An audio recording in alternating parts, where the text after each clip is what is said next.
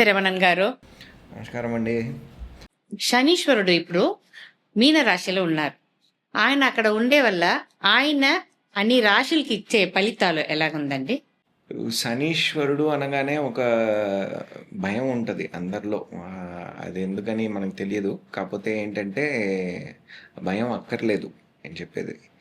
శనీశ్వరుడు క్యారెక్టర్ అని చెప్పేటప్పటికి మనకి బేసిక్గా ఆయనకి టైటిల్స్ అని చెప్తాం. టైటిల్స్ అని చెప్తే మనకి ఆయన్ని కర్మకారకుడు అంటాం, అదేలాగా ఆయుకారకుడు అంటాం.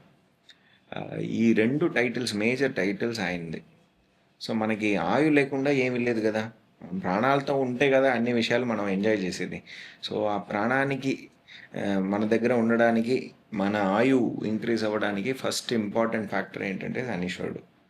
అదేలాగా కర్మకారకుడు, మన చేసే కర్మానికి తగిన ఫలితం మనకి ఇచ్చేటువంటి మేజర్ ప్లానెట్ ఏంటంటే శనీశ్వరుడు. అదేలాగా మన కార్మిక్ డెట్స్, ఏది మనం కర్మ విడిచిపెట్టాం, ఏది మనం చెయ్యాలి అనేది డిసైడ్ చేసేది శనీశ్వరుడు. బేసిక్గా ఈయన టఫ్ టీచర్ అని చెప్తాం, వెరీ పేషెంట్ టీచర్ అని చెప్పొచ్చు. టఫ్ టీచర్ అని చెప్తే ఎలాగంటే డిసిప్లిన్ ఆయన చూస్తారు, అదేలాగా మన కర్మాని మనం చేస్తున్నామా లేదా అని చూస్తారు.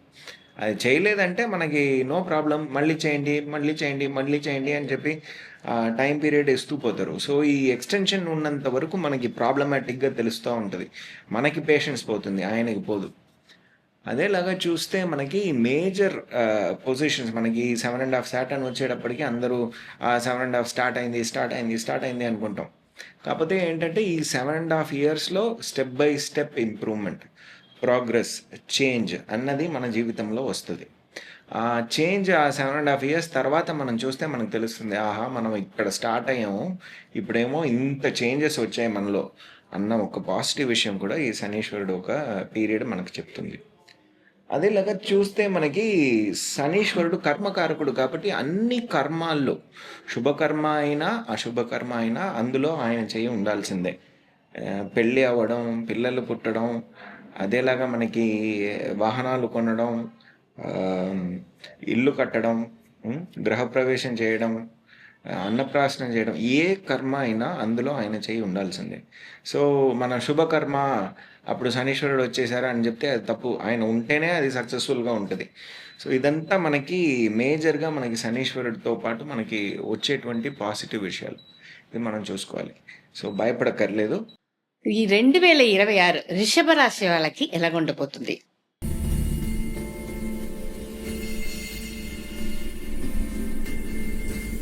శనీశ్వరుడు వీళ్ళకి 11వ స్థానంలో ఉన్నారు. ఆయన ఇన్ఫ్లుయెన్స్ చేసేది వీళ్ళ 8వ స్థానాన్ని కూడా. అదేలాగా వీళ్ళనే ఇన్ఫ్లుయెన్స్ చేస్తున్నారు. స్ట్రైట్ దృష్టి ఆయనది 3వ దృష్టి ఉంది, 5వ స్థానాన్ని కూడా ఇన్ఫ్లుయెన్స్ చేస్తున్నారు. ఆయన శనీశ్వరుడి మూమెంట్ ఎట్లా ఉందంటే మనకి ఉత్తర భాద్రపద నక్షత్రంలో ఉంటారు. జనవరి నుంచి మనకి మే 17th వరకు ఉత్తర భాద్రపద నక్షత్రంలోనే ఉంటారు. ఆ టైం పీరియడ్లో ఉన్నటువంటి ఫలితాలు ఫస్ట్ మనం మాట్లాడేసుకుందాం. సో ఈ ఉత్తర భాద్రపద నక్షత్రంలో ఉన్నంత కాలం వీళ్ళకి మంచి టైం పీరియడ్గా ఉంటుంది. వీళ్ళు చేసే ఎఫర్ట్స్కి అంతా వచ్చే లాభాలు ఈజీగా వస్తాయి. అదేలాగా వీళ్ళకి ఎవరైనా ఇండైరెక్ట్ ఎనిమీస్ ఎవరైనా ఉన్నారంటే వాళ్ళందరూ తెలిసిపోతారు, వాళ్ళని హ్యాండిల్ చేసే అవకాశం వీళ్ళకి బాగుంటుంది. అదేలాగా యాన్సెస్ట్రల్ ప్రాపర్టీ నుంచి వచ్చే లాభాలు వీళ్ళకి వస్తాయి. స్పెక్యులేటివ్ గెయిన్స్ అన్నది ఈ టైం పీరియడ్లో రావచ్చు. కాకపోతే ఏంటంటే ఆరోగ్యం వీళ్ళు రెగ్యులర్గా చూసుకోవాలి, ఎందుకంటే శనీశ్వరుడు ఒక దృష్టి ఉందంటే మన ఆరోగ్యం రెగ్యులర్గా చూసుకోవాలి. ఈ మేజర్ ఫలితాలు మనకి ఈ టైం పీరియడ్లో రావచ్చు. మేజర్గా వాళ్ళ హారోస్కోప్లోనూ మనకి శుక్రుడు శని కాంబినేషన్ ఉందంటే, లేకపోతే దశాభుక్తులు జరుగుతుంటే, అదేలాగా శుక్రుడు గురువు ఒక కాంబినేషన్ ఉండి ఆ దశాభుక్తి కానీ వీళ్ళకి జరుగుతుంటే, బుధుడు మరియు శుక్రుడు ఒక కాంబినేషన్ ఉన్న, బుధుడు మరియు గురువు ఒక కాంబినేషన్ ఉన్న వీళ్ళకంతా ఈ టైం పీరియడ్ చాలా బాగానే ఉంటుందండి. ఇప్పుడు సెకండ్ ఫేజ్ అని చెప్పేటప్పటికి ఇందులో 2 ఫేజెస్ ఉన్నాయి మళ్ళీ, ఎందుకంటే ఆయన రిట్రగ్రేడ్ అవుతారు కాబట్టి. ఇప్పుడు మే 17th నుంచి జూలై 27th వరకు రేవతి నక్షత్రం ఫస్ట్ సెకండ్ క్వార్టర్ దీంట్లో ఉంటారు. సెకండ్ క్వార్టర్లో రిట్రోగ్రేడ్ అవుతారు.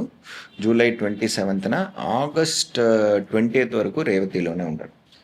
ఈ రేవతిలో ఉన్న పీరియడ్ ఏంటంటే వీళ్ళ కుటుంబంలో ఉన్నటువంటి ప్రాబ్లమ్స్ అవన్నీ సాల్వ్ చేసుకునే అవకాశాలు శనీశ్వరుడు ఇస్తాడు. అదేలాగా ఫండ్ ఫ్లో మేనేజ్మెంట్ అన్నది ఈ టైం పీరియడ్లో వీళ్ళకి రావాలి. యాన్సిస్ట్రల్ ప్రాపర్టీ రిలేటెడ్ ప్రాబ్లమ్స్ ఏమున్నా అదంతా సాల్వ్ అయ్యే అవకాశాలు ఈ టైం పీరియడ్లో ఉంది. అదేలాగా స్పెక్యులేటివ్ గెయిన్స్ కూడా వీళ్ళకి వచ్చే అవకాశాలు ఉన్నాయి. బుధుడు వాళ్ళ హారోస్కోప్లో ఎలా ఉన్నారో దాని తగ్గట్టు వీళ్ళకి మంచి రిజల్ట్స్ ఈ టైం పీరియడ్లో రావచ్చు. బేసిక్గా ఏంటంటే కాంబినేషన్స్ అని చెప్తే బుధుడు గురు కాంబినేషన్ ఉన్నవాళ్ళు, బుధుడు శనీశ్వరుడు కాంబినేషన్ ఉన్నవాళ్ళు, అదేలాగా బుధుడు మంగళుడు కాంబినేషన్ ఉన్న వాళ్ళకి ఈ టైం పీరియడ్ వృషభ రాశిలో ఈ కాంబినేషన్స్ ఉన్న వాళ్ళకి మంచి రిజల్ట్స్ ఈ టైం పీరియడ్లో వస్తుంది బేసిక్గా.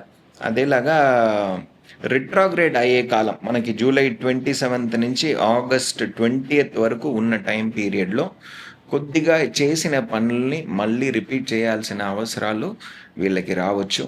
అందులోనూ ఎస్పెషలీ మనకి ఫారిన్ వెళ్ళాలి అనుకునే వాళ్ళకి కొద్దిగా టైట్ సిచ్యువేషన్గా ఉండొచ్చు. బుధుడు మరియు కేతు కాంబినేషన్ ఉన్న వాళ్ళకి ఈ పీరియడ్ కొద్దిగా టఫ్గా ఉంటుంది.